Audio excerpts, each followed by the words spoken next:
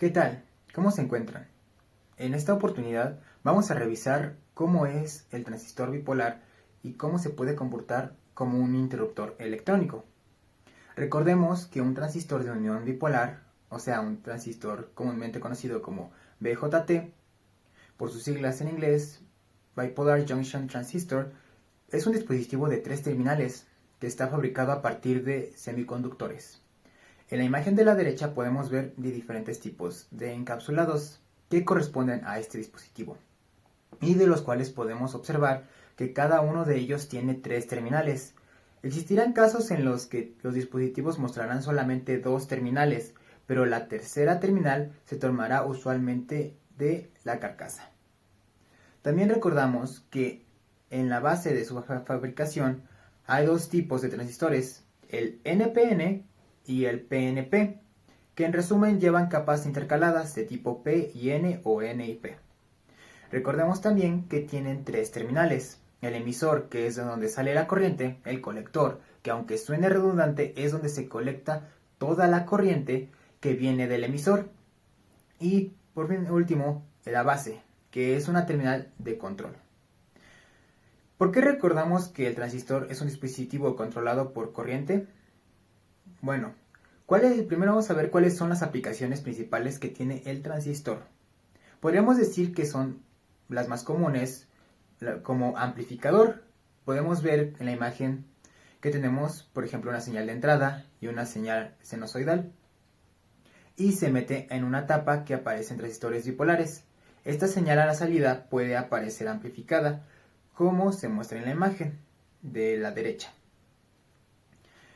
Y como interruptor o switch electrónico, vemos en la parte de abajo como un interruptor se encuentra abierto o cerrado, aunque este ejemplo es para un interruptor mecánico.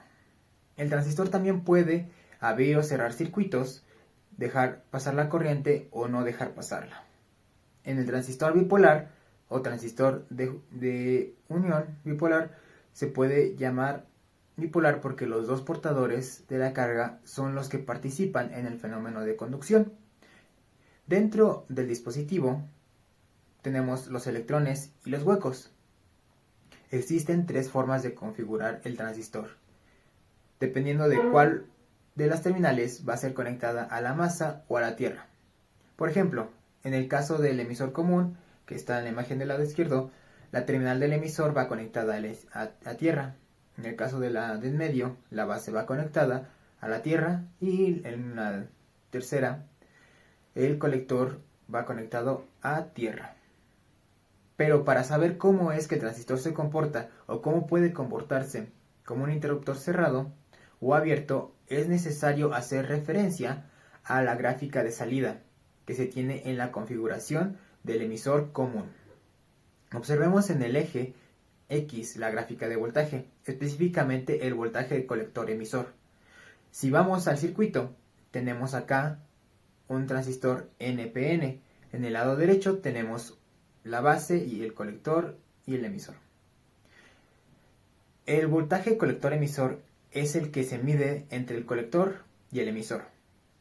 Y en la parte de abajo vemos cómo el voltaje colector emisor es dependiente o es el resultado de la diferencia que hay entre el voltaje de la fuente y este término que aparece a la derecha, donde se participan tanto como la corriente de colector como los 2 resistores que se encuentran en esa sección. Nos referimos a la resistencia de colector, que es la que va arriba del circuito, y la resistencia del emisor, ese resistor que está abajo, el del lado del emisor. Y en el eje Y se grafica la corriente de colector, que será la corriente de salida. Y como vemos en la imagen, esta corriente pasa a través del resistor del colector. Y como sabemos, por la ecuación que aparece en la parte de abajo, es dependiente de la corriente de base. Por esta razón, vemos grandes diferencias en las gráficas. En esta imagen, cada una corresponde a la corriente de base diferente. Evidentemente, una mayor corriente de la base provoca una mayor corriente de colector. Vemos ahora cómo el transistor puede trabajar en la región de corte, que esta es la condición cuando no hay circulación de corriente a través de la terminal de colector. como podemos ver en la imagen de la izquierda. En la sección de entrada, que es donde se encuentra la resistencia de la base.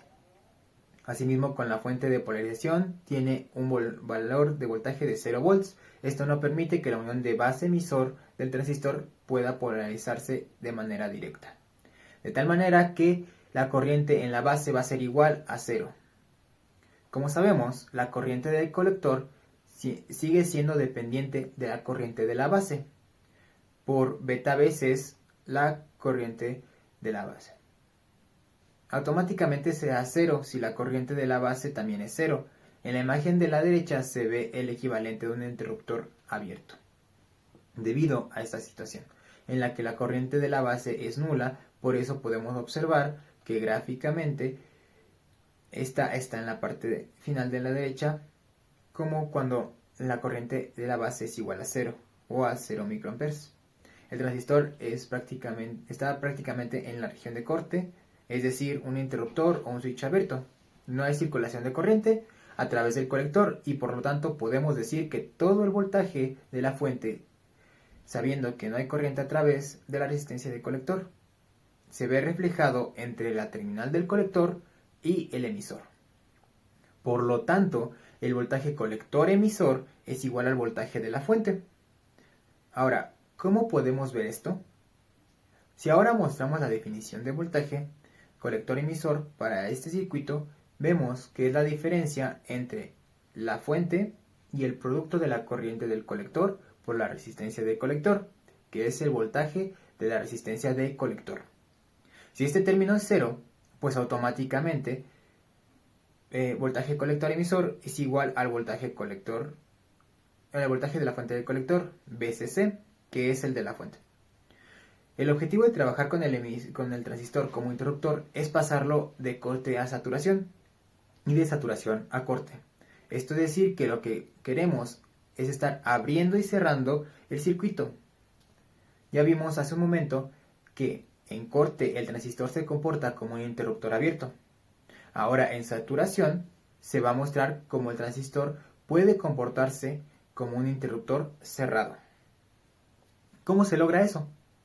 Bueno, pues vemos en la figura del lado izquierdo que ahora tenemos una fuente que representa la fuente de la base, VBB, que es mayor a 0, la cual va a empujar la corriente a través de la base y esto va a permitir que la unión base-emisor pueda polarizarse en directa.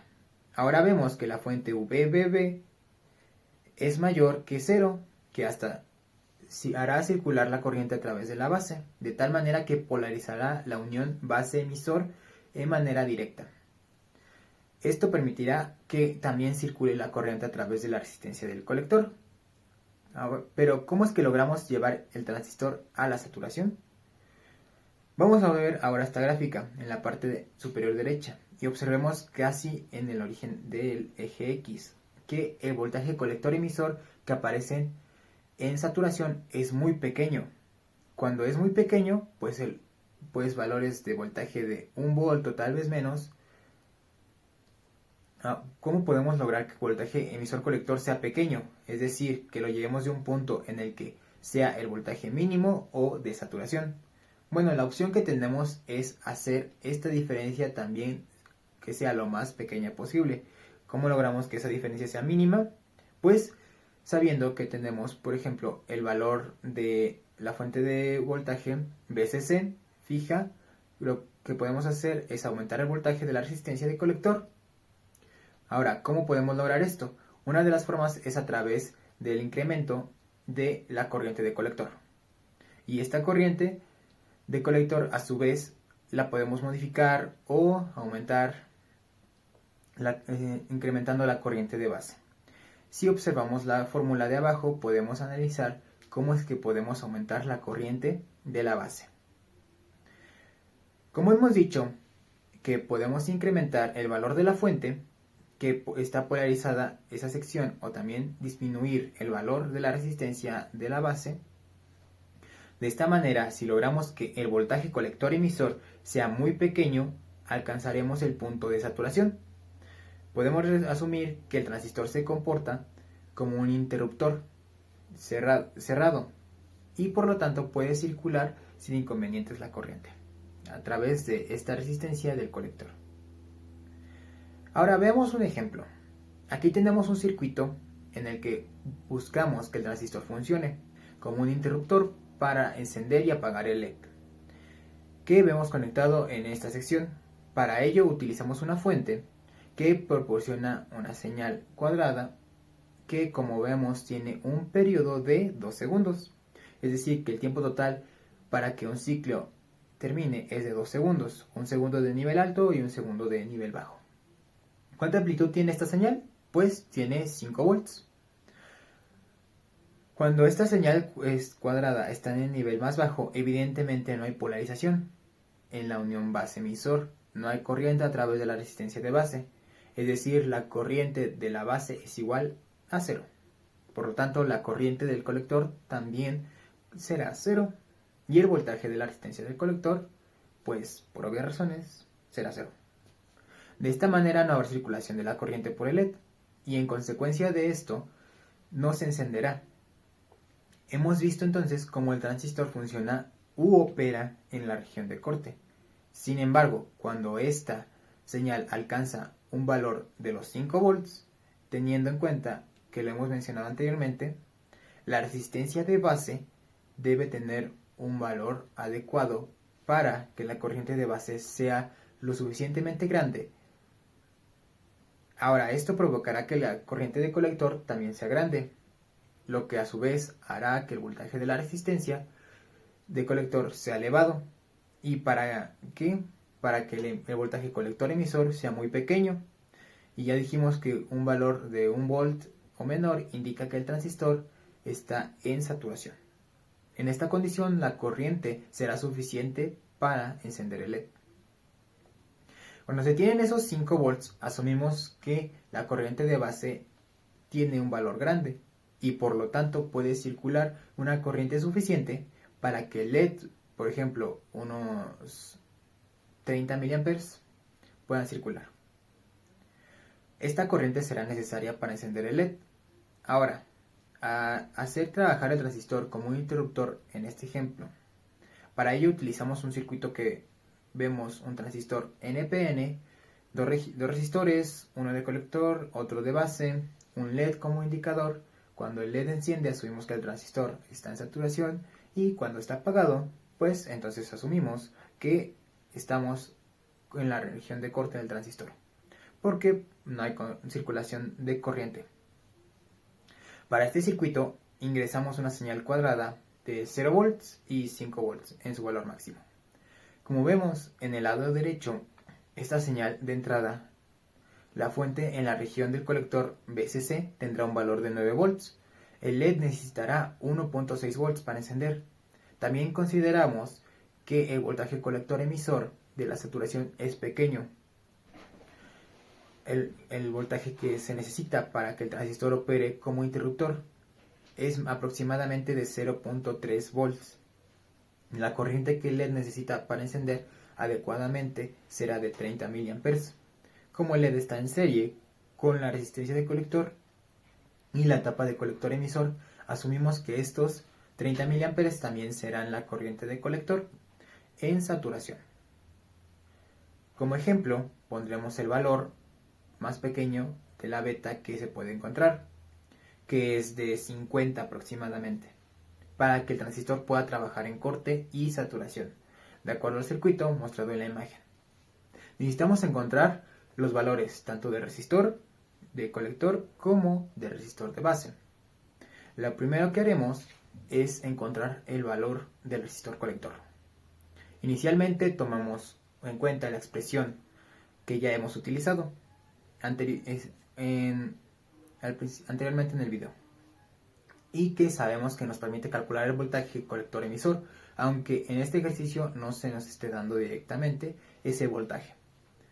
Esta fórmula nos permite calcular la resistencia de colector. En esta expresión debemos agregar también la caída que puede haber de voltaje, que esta estará en el LED. Por lo tanto, el voltaje colector emisor será igual al voltaje de la fuente, o sea, los 9 volts, menos el voltaje de la resistencia colector. menos el voltaje de LED. Ahora, necesitamos precisar algunas variables dentro de esta expresión. Por ejemplo, para poder encontrar la resistencia de colector que permita que el transistor pueda trabajar en saturación, denotamos el voltaje colector emisor como el voltaje colector emisor de saturación. Asimismo, la corriente de colector será llamada corriente de colector de saturación. Esto significa que la resistencia de colector que vamos a calcular nos permitirá lograr que el transistor entre en saturación. Si ahora resolvemos esta expresión para encontrar la resistencia de colector emisor, tenemos que la resistencia de colector es igual a la diferencia entre el voltaje de la fuente, el voltaje de LED y el voltaje colector emisor de saturación, dividido entre la corriente del colector de saturación. Sustituyendo los valores, el voltaje de la fuente es de 9 volts, el voltaje de LED es de 1.6 volts, el voltaje del colector emisor en saturación es de 0.3 volts, la corriente de colector de saturación serían los 30 miliamperes. Entonces, la resistencia del colector será igual a la diferencia entre los 9 volts, los 1.6 volts y los 0.3 volts dividido entre los 3 amperes. Realizando las operaciones, podemos obtener que la diferencia de entre 9 menos 1.6 menos 0.3 es 7.1 volts. Ahora dividimos estos 7.1 entre los 0.03 amperes, que son 30 miliamperes, lo cual nos da 236.7 ohms. Por lo tanto, la resistencia de colector que debemos utilizar en esta etapa es de 236.7 ohms. Ya que hemos calculado la resistencia de colector, procedemos ahora a calcular la resistencia de base. Para ello utilizamos los datos con los que ya contamos. Lo más conveniente es hacer referencia a la relación entre la corriente de colector y la corriente base, que ya se estableció que la corriente de colector es igual a la beta multiplicado por la corriente de base. Pero ¿por qué recurrimos a esta fórmula? Porque si logramos calcular la corriente de base, pues también podemos usar otra fórmula en la que la resistencia de base se obtiene a partir de algunos datos, incluyendo la corriente de base. Como hemos discutido anteriormente, enviar al transistor a saturación requiere que renombremos algunas variables en esta expresión. Por ejemplo, la corriente de colector se denotará como corriente de colector de saturación. La corriente de base también la denotamos como corriente de base mínima, ya que es el valor más pequeño que necesitamos para que el transistor pueda trabajar en saturación. Y la beta es un valor fijo, que indica cuántas veces la corriente de colector depende de la corriente de base.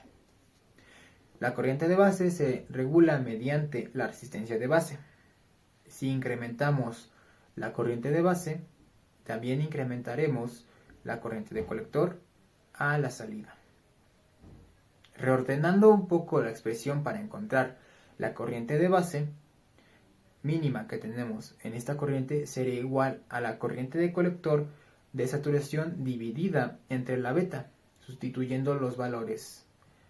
La corriente de colector de saturación es 30 miliamperes o 0.03 amperes. La beta es igual a 50, como ya dijimos. Por lo tanto, la corriente de base mínima será igual a 0.3 amperes dividido entre los 50, lo que nos da un valor de 0.0006 amperes. Y utilizando un prefijo adecuado serían 600 microamperes. Ahora continuamos con el cálculo de la resistencia de base. Para ello trabajamos en la malla de entrada del circuito, que incluye la fuente de entrada, la resistencia de base y el voltaje base emisor. Aplicando la ley de Kirchhoff de los voltajes, sabemos que el voltaje de entrada es igual a la suma de los voltajes en la resistencia de base y el voltaje base emisor. Por ley de Ohm, el voltaje en la resistencia es igual a la corriente que atraviesa multiplicada por su resistencia. En este caso, la corriente será la corriente de base mínima y la resistencia será la resistencia de base máxima.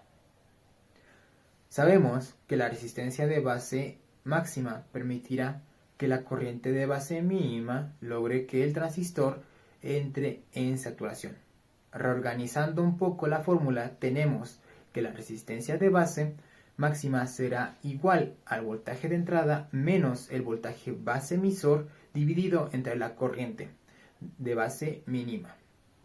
Sustituyendo los valores, el voltaje de entrada es 5 volts, el nivel más alto de la señal cuadrada, el voltaje base emisor es de 0.7, que corresponde a la caída de voltaje del diodo típico.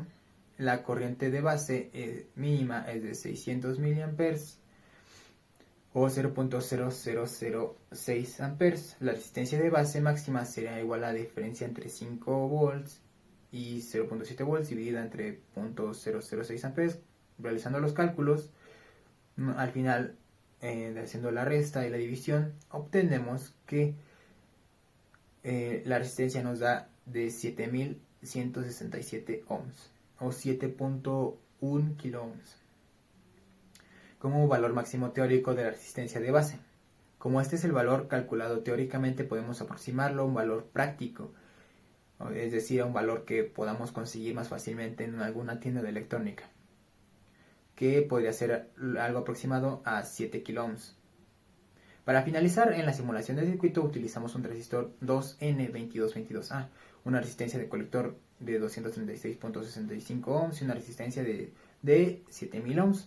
Asimismo, tenemos una resistencia de base que al final calculamos como 7 kilo ohms y la fuente que alimenta la sección del colector, que ya tiene un valor de 9 volts. Como se especificó en el ejemplo de la entrada, hemos colocado un valor fijo de 5 volts.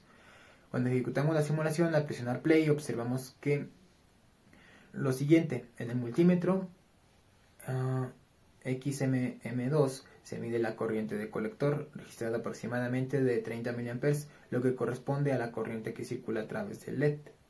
En la entrada obtenemos que es aproximadamente 600 microamperes, que es un valor que calculamos en la corriente de base mínima. Es importante señalar que existe una pequeña diferencia entre los valores teóricos debido a que el LED no manifiesta exactamente los 1.6 volts como estuvimos esperando en los cálculos teóricos, como si fuera una caída de voltaje específica, ya que varía un poco.